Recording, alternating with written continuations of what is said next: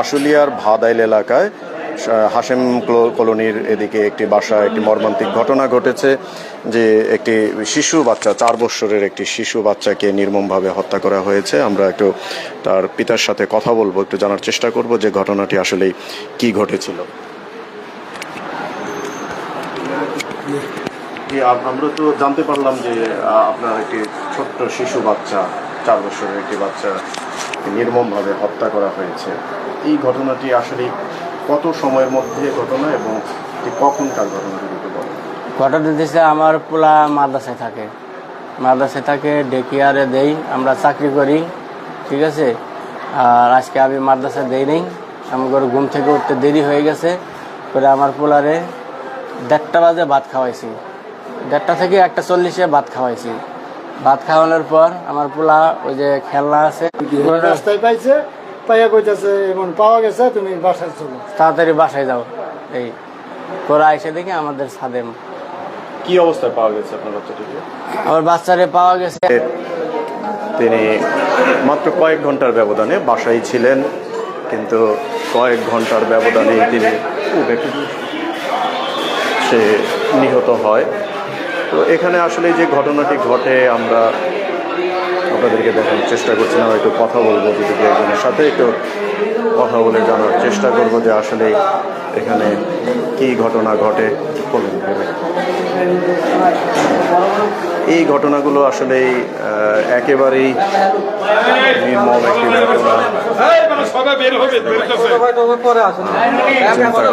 আমরা বাহিরে দেখতে পাচ্ছেন যে এই মুহূর্তে আসলে উৎসুক জনতা অনেক ভিড় করছে, কিন্তু এখানে আপনারা দেখতে পাচ্ছেন যে এখানে এই এলাকায় যারা রয়েছেন অনেকেই কিন্তু এখানে দেখতে এসেছেন এবং সমবেদনা জানাতে এসেছেন যে এখানে যে ঘটনা ঘটেছে, নির্মম ঘটনা, এটি আসলে খুবই দুঃখজনক।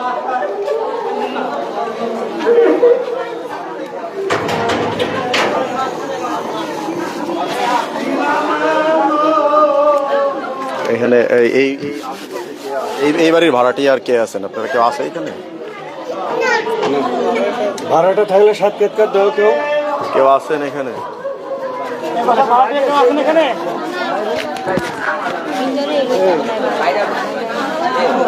আমাদের ফারুক মামার এখানে কিন্তু আমার কথা বলেন যে ডাকে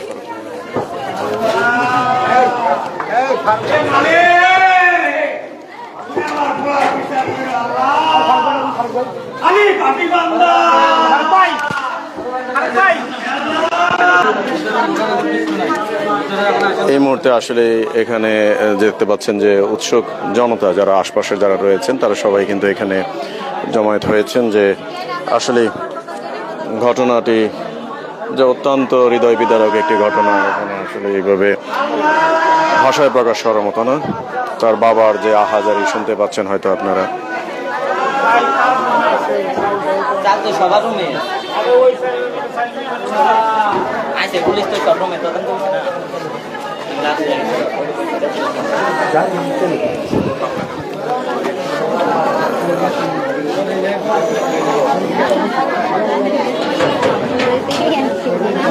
আপনারা কি ঘটনা কি জানতে আসছেন নাকি দেখতে আসছেন? হ্যাঁ, আমরা দেখতে আসছি।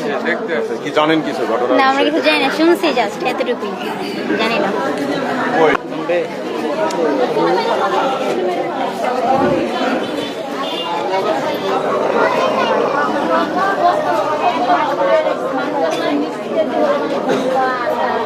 আমি ভিতরে একদমই সাক্ষাৎ করলাম, ভিতরে থেকে গরম, প্রচুর গরম, একদমই সাক্ষাৎ করলাম, বাইরে তো ভিতরে লোক আছে।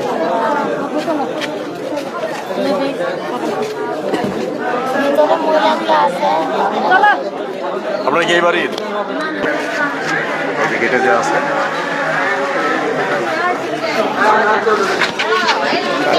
মামা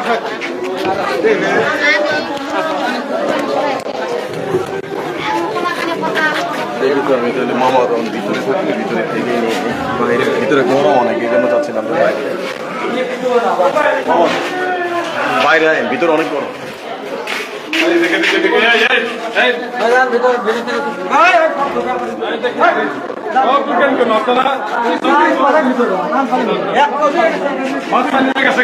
কি করবে? আমরা একটু একটু কথা বলবো এই এলাকার একজনের সাথে, স্থানীয় একজনের সাথে কথা বলবো যে এই ধরনের ঘটনা, যে ঘটনাটি ঘটে গেল এটি আসলে খুবই হৃদয় বিদারক একটি ঘটনা। তো আপনারা আসলে এই ঘটনার কি চাচ্ছেন, কি বিচার চাচ্ছেন?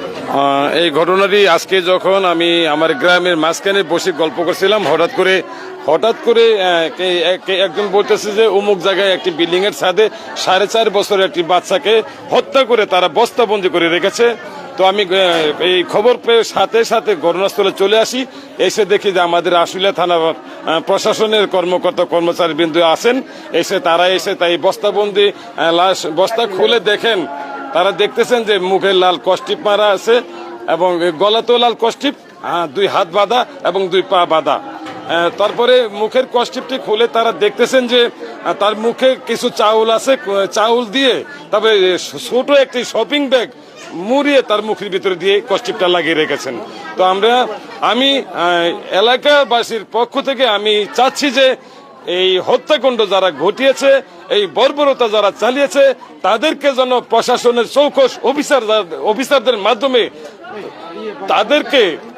তাদেরকে এই হত্যাকারী যারা এই কাজে লিপ্ত, যারা এই হত্যার সাথে জড়িত, তাদেরকে ধরে যেন অতি তাড়াতাড়ি দৃষ্টান্তমূলক একটি শাস্তি দেন। আমি এলাকারবাসীর পক্ষ থেকে তাদের দ্রুত গ্রেপ্তার এবং শাস্তি দাবি জানাচ্ছি।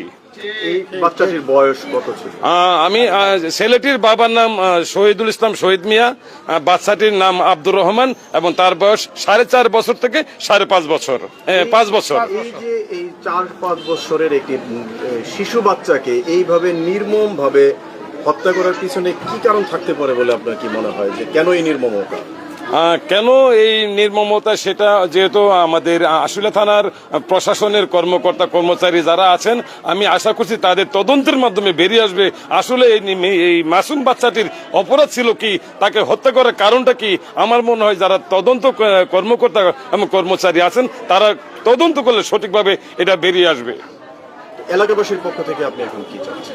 আমি এলাকাবাসীর পক্ষ থেকে চাচ্ছি যে আমার একটি সন্তান আছে এবং এখানে আশেপাশে যারা তাদের প্রত্যেকেরই সন্তান আছে, এই সন্তানের নিরাপত্তার জন্য আমাদের যে প্রশাসনের কর্মকর্তা কর্মচারী আছেন তারা যেন এই সমস্ত অপরাধ যারা করে বেড়াচ্ছে, এই সমস্ত অপরাধী যারা, তাদেরকে যেন ধরে অতি তাড়াতাড়ি দৃষ্টান্তমূলক শাস্তি দেয়, আমরা সেটা চাচ্ছি এলাকাবাসীর পক্ষে। আমি আরেকটা জিনিস আমি আপনাদের মাধ্যমে আমি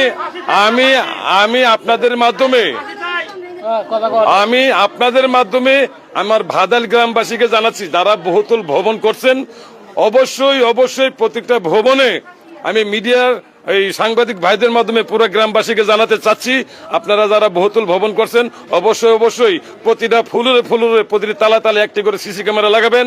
এবং দ্বিতীয়ত যারা বহুতল ভবন করছেন কমপক্ষে একজন করে কেয়ারটেকার জন্য দিনে রাত্রে থাকেন। দিনে একজন কেয়ারটেকার থাকবে, রাত্রে একটি কেয়ারটেকার থাকবে। আমি আমাদের সাংবাদিক ভাই বন্ধুদের পক্ষ থেকে এলাকাবাসীর প্রতি দাবি রাখছি যেন প্রত্যেকটি বহুতল ভবনে যেন কমপক্ষে সিসি ক্যামেরা এবং একটি করে সিকিউরিটি গার্ড থাকেন। সুপ্রিয় দর্শক, যেমনটি শুনছিলেন যে এখানের যে স্থানীয় একজন আমাদেরকে যেমনটি জানাচ্ছিলেন যে আসলে এই নির্মম ঘটনাটি যেন এই ধরনের ঘটনা পুনরাবৃত্তি না ঘটে সেজন্য কিন্তু যথেষ্ট নিরাপত্তা ব্যবস্থা জোরদার করা সহ যারা এই ঘটনার সাথে জড়িত রয়েছেন তাদের কিন্তু দৃষ্টান্তিমূলক শাস্তি দাবি করছেন এলাকাবাসী। তো আমরা একটু যারা এখানে আরো 2-1 রয়েছেন, আপনারা আসলে কি জানেন, কি ঘটনাটা কি জানেন? ঘটনা আমরা মেলা দূরতে আইছি গো, ওই বাদালতে আইছি আমরা।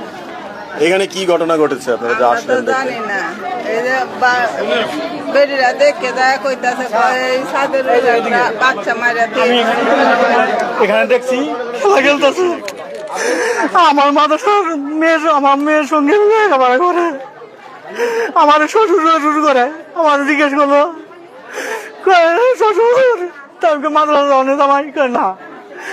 পরে আমি এখান থেকে গিয়ে ওই পাশে আমি এক দোকানে বাকি খাই, বাকি গায়ে চাউলের বস্তা লেগে গেছি, তো চাউলের বস্তা দেয় নাই। আমি ফিরে আসে এই বসে সব দোকানে বসে আছে, একটা চা খাইছি আর একটা বিড়ি গেছি। আমার বাপ কিছু করে মধ্যে পরে গেছে, আব্দুর রহমান নাই। পরে দুই ভাই খুঁজতেছি সারা করে।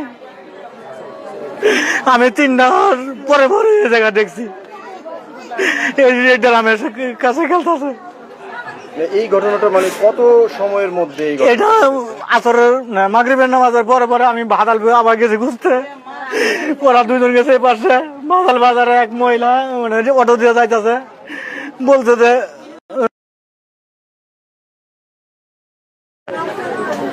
রামনাগর শিশু মারা গেছে।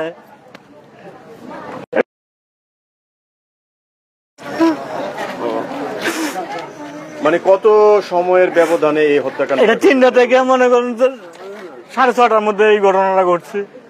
মানে বলা চলে 2 থেকে 2.5 ঘন্টার মধ্যে এই ঘটনাটা। জি, আমি 3টার পর পরে আমি নিচে নামছি। আমি ওই বিল্ডিং এ থাকি, আমার বাসায় মাঝে মধ্যে যায়। আমার ফির কইলাম আমার শ্বশুর করে ওই ছেলে ছোটবেলা থেকে। পরে আমি ফির এখানে কি করে গেলাম, গিয়া এখানে মানে ওই যেখানে থেকে আইছি, আসার পরে ওখানে একটা চা খাইছি। তারপর 15-20 মিনিট পরে আমার ওই যে শিশুরা বাপ মারা গেছে, বাপ আছে সে জায়গায় শোভন ভাই আমি তো আব্দুর রহমানের পাইতেছি না, আমাকে দেখেন আশেপাশে। ও খুঁজে টুজা পায় নাই। পরে ও এদিক দিয়ে গেছে খুঁজতে, আমি ফিরে এদিক দিয়ে মাদ্রাসা বন্ধ গেছি। মাদ্রাসা কি সম্পর্কে আপনার কোনো আত্মীয়? আমার কোনো আত্মীয় হয় না, মানে এমনি আমার ভাই, ওর বাপের সঙ্গে আমার ভালো রিলেশন, বড় ভাইয়ের মতো আমি দেখি। এই যে এই ধরনের নির্মম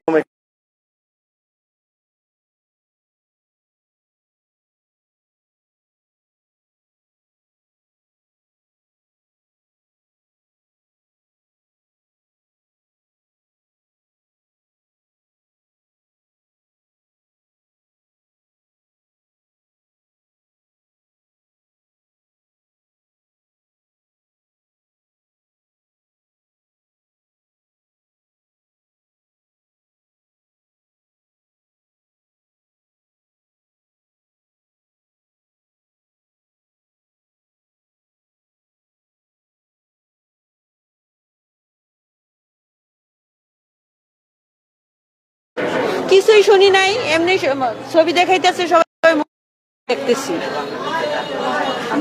মানে এই যে এই ধরনের নিকারজনক ঘটনা, এগুলো আসলে কিভাবে দেখছেন আপনারা সমাজের সচেতন নাগরিক হিসেবে কিভাবে দেখছেন এই বিষয়টা? এটা তো অনেক খারাপ জিনিস। এই ধরনের ঘটনা যারা করছে এগো ধইরা জনগণের হাতে ছেড়ে দেওয়া উচিত, জনগণই শাস্তি দিব, কারণ প্রশাসক এই ধরনের শাস্তি দেয় না।